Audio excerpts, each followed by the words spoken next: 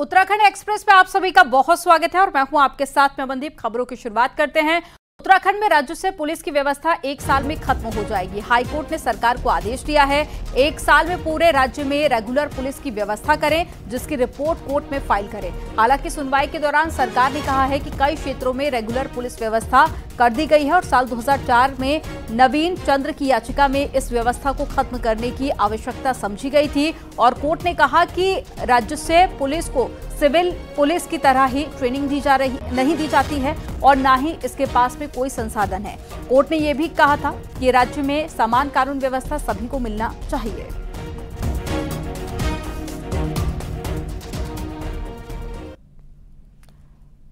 गंगोत्री और यमुनोत्री धाम के लिए उत्तरकाशी पुलिस ने नए नियम जारी कर दिए हैं, जिसके तहत में अब रात 8 बजे के बाद में किसी भी गाड़ी को गंगोत्री और यमुनोत्री धाम नहीं जाने दिया जाएगा। वहीं शाम 5 बजे के बाद में कोई भी यात्री जानकी चट्टी से यमुनोत्री धाम दर्शन करने के लिए नहीं जा पाएगा। पुलिस की ओर से जारी एसओपी के अनुसार यमुनोत्री धाम जाने वाली गाड़ियों को रात 8 बजे के बाद में डामटा, नौगांव, बड़कोट, दोबाटा, खरादी, पालीगाड़ से आगे जाने नहीं दिया जाएगा और इसी तरह से गंगोत्री धाम जाने वाली गाड़ियों को भी रात 8 बजे के बाद में नगुण, उत्तरकाशी, शहर, हीना, भटपाड़ी और साथ ही गंगनानी से आगे नहीं भेजा जाएगा।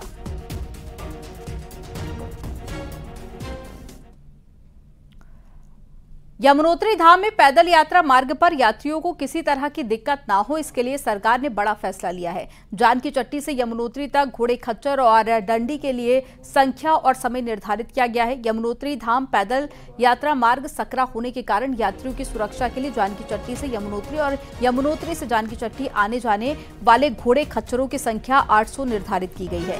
इस रास्ते पर घोड़े खच्चरों के आने जाने का समय सुबह 4 बजे से शाम 5 बजे तक निर्धारित किया गया है और हर घोड़े खच्चर के जाने के लिए यात्री के दर्शन और साथ ही वापसी के लिए 5 घंटे का समय निर्धारित किया गया है। साथ ही साफ किया गया है कि 5 घंटे से ज्यादा कोई भी घोड़ा खच्चर किसी भी दशा में यात्रा मार्ग पर ना रहे।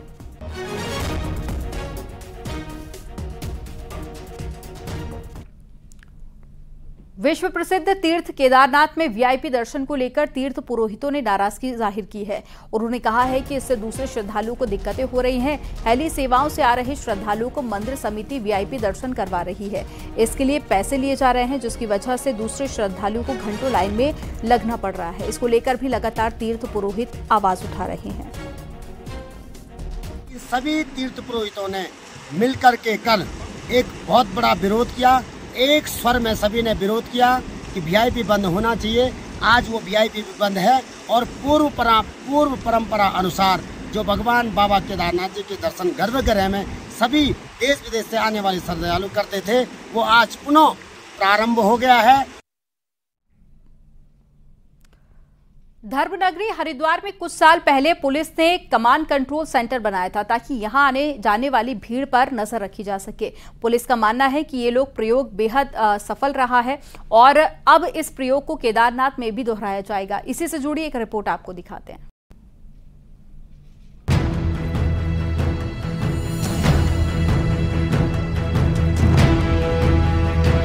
महाकुंभ, कांवड़ यात्रा और किसी भी बड़े स्नान के दौरान भीड़ को कंट्रोल के साथ संदिग्ध व्यक्तियों पर नजर रखने के लिए हरिद्वार में कमांड कंट्रोल सेंटर तैयार किया गया है, जहां से पूरे हरिद्वार क्षेत्र में भीड़ को कंट्रोल करने के साथ व्यवस्थाओं को दुरुस्त किया जाता है। ठीक इसी की तर्ज पर बाबा केदारनाथ धाम में भी कमांड कंट्रोल सेंटर तैयार होने जा रहा है, जिसमें सोनप्रयाग से केदारनाथ तक लगे करीब 150 सीसीटीवी कैमरों को जोड़ा जाएगा। इसमें अधिकारियों के साथ कर्मचारियों के कैबिन भी तैयार किए जा रहे हैं, जो 24 घंटे यात्रा और यात्रा रूट पर नजर बनाए रखेंगे और किसी भी प्रकार से कोई दिक्कत सामने आए तो उस पर तुरंत एक्शन भी करेंगे।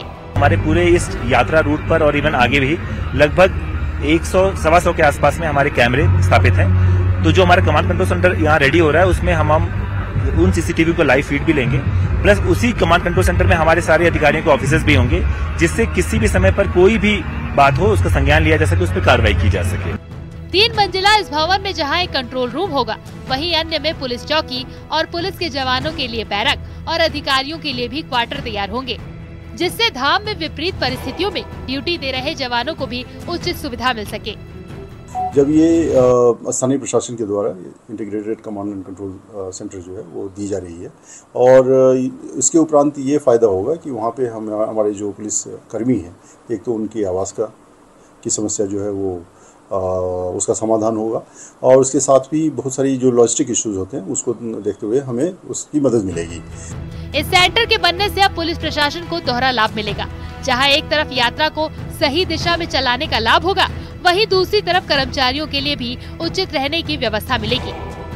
न्यूज़ 18 के लिए देहरादून से सतेंद्र बर्तवाल की रिपोर्ट।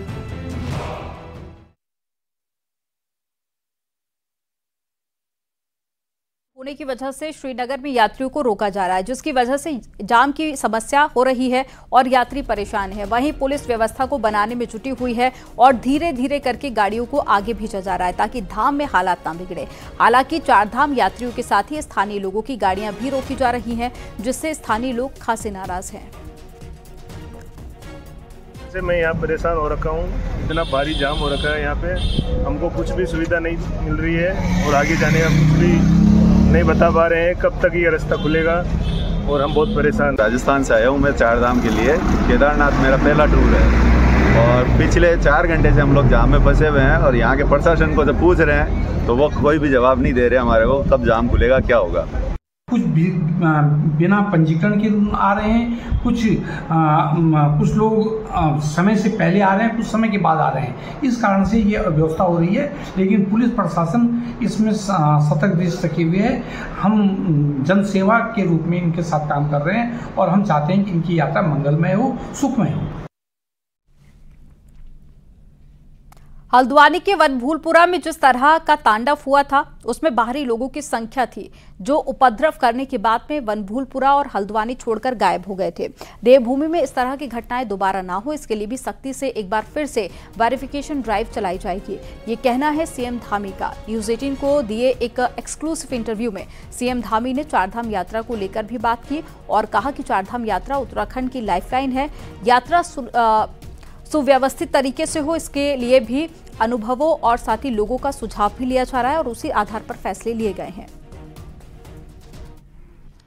मुख्यमंत्री पुष्कर सिंह धामी ने एक बार फिर से राज्य में सत्यापन करने की बात कही है कि राज्य में बड़े पैमाने पर जो बाहरी लोगों की घुसपैठ यहाँ पर हो रही है उसका सत्यापन किया जाएगा। हमारे साथ मुख्यमंत्री मौजूद हैं। सर, आपने चूंकि सत्यापन की प्रक्रिया पहले से चलती रही है, आपने एक बार फिर दोबारा से इसको सख्ती के साथ चलाने की बात कही है, क्या कुछ कारण सर देखते हैं? सत्यापन की प्रक्रिया हमने ये शुरू की थी और पिछले साल इस पर काफ़ी सत्यापन हुआ है, लेकिन अब फिर से हमने ये सत्यापन फिर से चलेगा।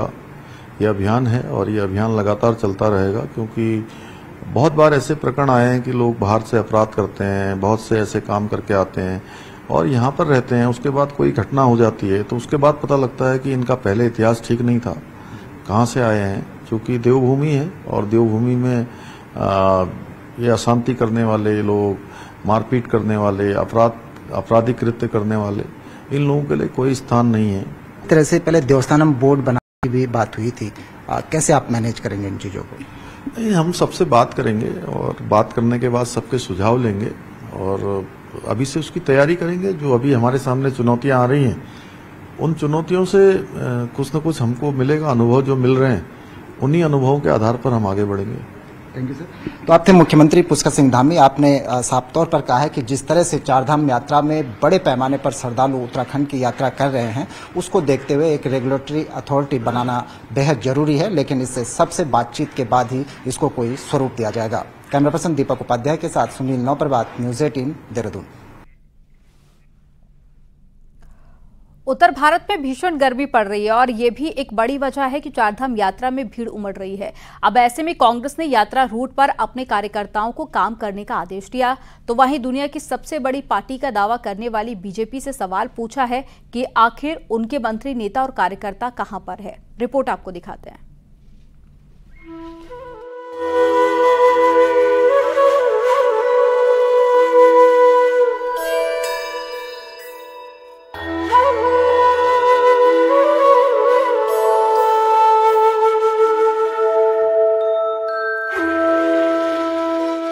हरिद्वार, ऋषिकेश, गंगोत्री, यमुनोत्री, केदारनाथ, बद्रीनाथ, हर तीर्थ और धाम में भक्तों की भारी भीड़ उमड़ी है। श्रद्धालुओं का ऐसा सैलाब उमड़ा है जिसे थामने में सरकार, शासन, प्रशासन जुटा है। 10 दिन में चारधाम में ऐसी भीड़ आई कि मुख्यमंत्री को मोर्चा संभालना पड़ा। जिले में जब डीएम, एसएसपी से भीड़ कंट्रोल नहीं हुई तो डीजीपी से लेकर कई सीनियर आईएएस फील्ड में घूम रहे हैं। भीड़ कंट्रोल करने के काम में अब कांग्रेस ने मदद का हाथ आगे बढ़ाया है। प्रदेश अध्यक्ष करण माहरा ने लेटर जारी करके जिला अध्यक्षों से लेकर कार्यकर्ताओं से आगे आने की अपील की है। करण माहरा ने कहा कि लोकल प्रशासन के साथ मिलकर कांग्रेस कार्यकर्ता कैंप लगाएं, खाने पीने के साथ दवाओं का भी इंतजाम करें ताकि कोई यात्री परेशान न हो। यात्रियों का हौसला बढ़ाएं और सुरक्षित और मंगलमय यात्रा का भरोसा दें। कांग्रेस का कहना है कि दुनिया की सबसे बड़ी पार्टी का दावा करने वाली बीजेपी के मंत्री से लेकर पन्ना प्रमुख तक गायब हैं, पर कांग्रेस यात्रा में सेवा का काम करेगी। और हमने सारे जिलाधिकारी को निर्देशित भी किया। कल बड़कोट में एक छोटा कार्यक्रम भी हमारे लोगों ने आयोजित किया। वहां पर एक छोटी राहत कैंप लगाने का काम की शुरुआत भी वहां से हुई है। लेकिन दुर्भाग्य देखें ना इस प्रदेश का, जो अपने आप को दुनिया की सबसे बड़ी पार्टी के लोग कहते हैं, जो सरकार चला रहे हैं, डबल इंजन की बात करते हैं, वो कहते हैं दुनिया में हमारी पार्टी सबसे आगे, उनका कोई कार्यकर्ता दिखा कहीं पर भी। 10 दिन में केदारनाथ में 2,80,000 यात्री पहुंच चुके हैं। इसी से अंदाजा लगाया जा सकता है कि भीड़ कितनी है। ऐसे में कांग्रेस ने अपने कार्यकर्ताओं को फील्ड में काम करने को कहा तो बीजेपी का कहना है कि वो देखेगी कि कांग्रेस कार्यकर्ता पूरे यात्रा सीजन में काम करते हैं या नहीं। सिर्फ राजनीति रोटियां सेकने वाले लोग हैं, ये तो लास्ट में राजनीति करते हैं। इस प्रकार का इनका ये व्यवहार जो मुझे महसूस हो रहा है वो तो सिर्फ ये दिखावे की राजनीति करने वाले लोग। और मैं तो फिर भी इनका धन्यवाद कर रहा हूँ और मैं इनसे प्रार्थना कर रहा हूँ, यदि इतनी इनके अंदर गंभीरता है तो ये जब तक चारधाम यात्रा जी तब तक ये दिखाई दे। यात्रा शुरू हुए अभी सिर्फ 10 दिन हुए हैं, जिसमें लाखों की भीड़ ने शासन प्रशासन के जमकर पसीने छुड़ाए हैं। ऐसे में कांग्रेस प्रदेश अध्यक्ष के इस लेटर ने इसे सियासी मुद्दा बना दिया है। Dipankar Bhatt, news 18, Dehradun.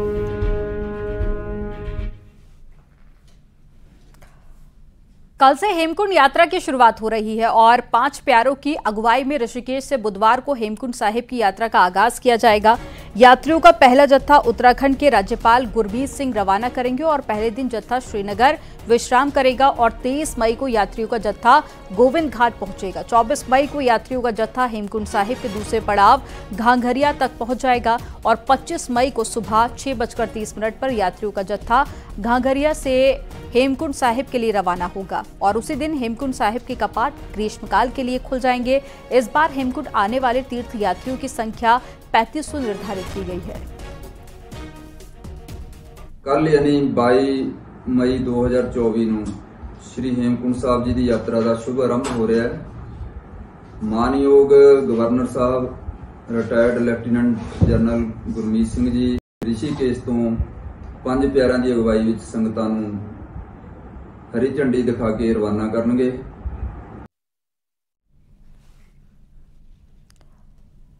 Uttarakhand high court shifting के लिए जनमत संग्रह के बीच में पूर्व सीएम त्रिवेंद्र सिंह रावत का कहना है कि नैनीताल में हाईकोर्ट उचित नहीं है। हाईकोर्ट के कारण वहां पर टूरिस्ट को दिक्कत होती है तो कई मामलों में व्यापारियों को भी परेशानी होती है। उन्होंने कहा है कि हाईकोर्ट ऐसी जगह पर शिफ्ट होना चाहिए जहां सबकी सहमति बन जाए। उन्होंने कहा है कि इस पर विवाद नहीं होना चाहिए। लेकिन ये सच है कि नैनीताल में हाईकोर्ट उचित नहीं है। वहां का जो हमारा पर्यटन है उससे बहुत प्रभावित हो रहा है और तमाम टूरिस्ट हमारे परेशान होते हैं और कई बार तमाम तरह की ऐसी घटनाएं वहां पर घटित होती हैं। कुछ ऐसे आदेश होते हैं कि जो अलिखित होते हैं, लेकिन उनका इतना प्रेशर स्थानीय अधिकारियों पर होता है, उसके कारण तमाम समस्याएं वहां पर खड़ी होती हैं। गढ़वाल से भरे ही हाईकोर्ट शिफ्टिंग के लिए एकमात्र ऋषिकेश का नाम सामने आ रहा हो, लेकिन हाथ से फिसले हाईकोर्ट को कुमाऊं में ही दूसरी जगह पर कहां पर बनाया जा सके, इसको लेकर कुमाऊं में एक राय नहीं बन पाई है और इन सब के बीच में सरकार भी साफ करने को तैयार नहीं है। इसी से जुड़ी एक रिपोर्ट आपको दिखाते हैं।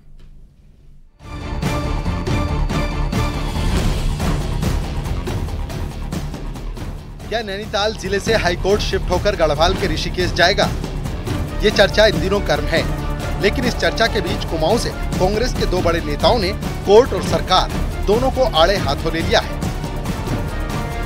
नेता प्रतिपक्ष यशपाल आर्य और कांग्रेस के विधायक सुमित हृदयेश ने हाईकोर्ट के रुख पर सवाल उठाते हुए सरकार की भूमिका पर भी निशाना साधा है। लेकिन जो आज कल जो चर्चा में है कि इसको शिफ्ट किया जा रहा है और यह जो माननीय न्यायालय की ओर से जो निर्देश दिए गए हैं, मेरा कहना है कि सरकार को का भी दखल होना चाहिए, सरकार को फैसला लेना चाहिए, आखिर वो चाहती क्या है, उनकी मंशा क्या है।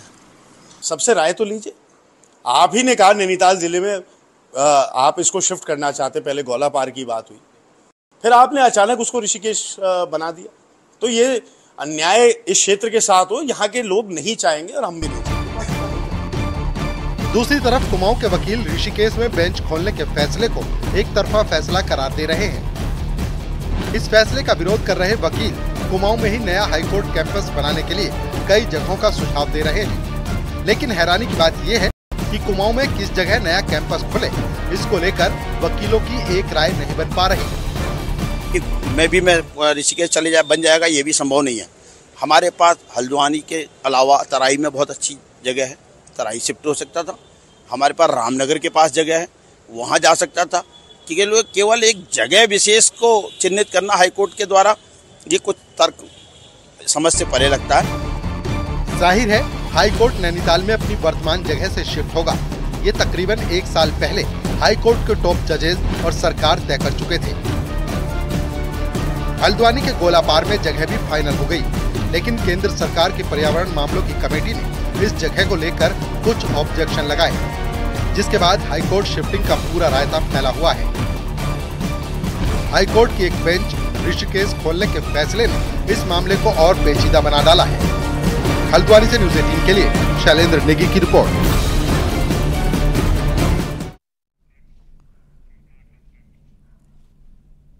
और पहाड़ से जुड़ी हुई 10 खबरें आपको दिखाते हैं फटाफट अंदाज में। हरिद्वार जिले में पुलिस ने पिछले 5 महीने में 150 से अधिक नशा तस्करों के खिलाफ कार्रवाई की है, जबकि 10 करोड़ से अधिक का नशे की सामग्री भी जब्त की है।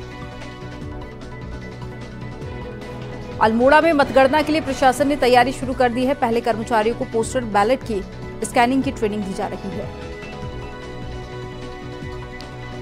बद्रीनाथ केदारनाथ जाने वाला यात्रा रूट श्रीनगर में खाद्य पदार्थों के सैंपल चेक किए जा रहे हैं। मोबाइल फूड टेस्टिंग वैन से टेस्ट किए जा रहे हैं।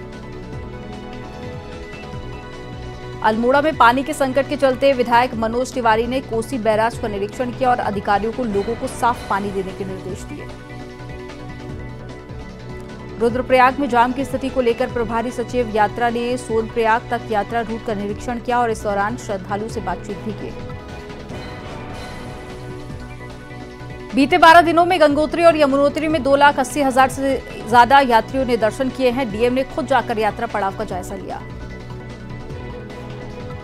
रुद्रप्रयाग की एसपी विशाखा अशोक भड़ाने ने कंट्रोल रूम में लगे सीसीटीवी से यात्रा व्यवस्थाओं का जायजा लिया। बागेश्वर में पूर्व प्रधानमंत्री राजीव गांधी की पुण्यतिथि पर कांग्रेस कार्यकर्ताओं ने पुष्प अर्पित कर श्रद्धांजलि दी। श्रीनगर बेस अस्पताल से कार्डियोलॉजिस्ट डॉक्टर की नियुक्ति की कोशिश तेज हो गई है। बेस अस्पताल में 22 मई से हार्ट कैटलॉग शुरू किया जाएगा। अल्मोड़ा के एसएसजे यूनिवर्सिटी में स्वामी विवेकानंद के विचारों पर एक सेमिनार का आयोजन किया गया, जिसमें स्वामी विवेकानंद जी के दिए भाषणों पर चर्चा की गई।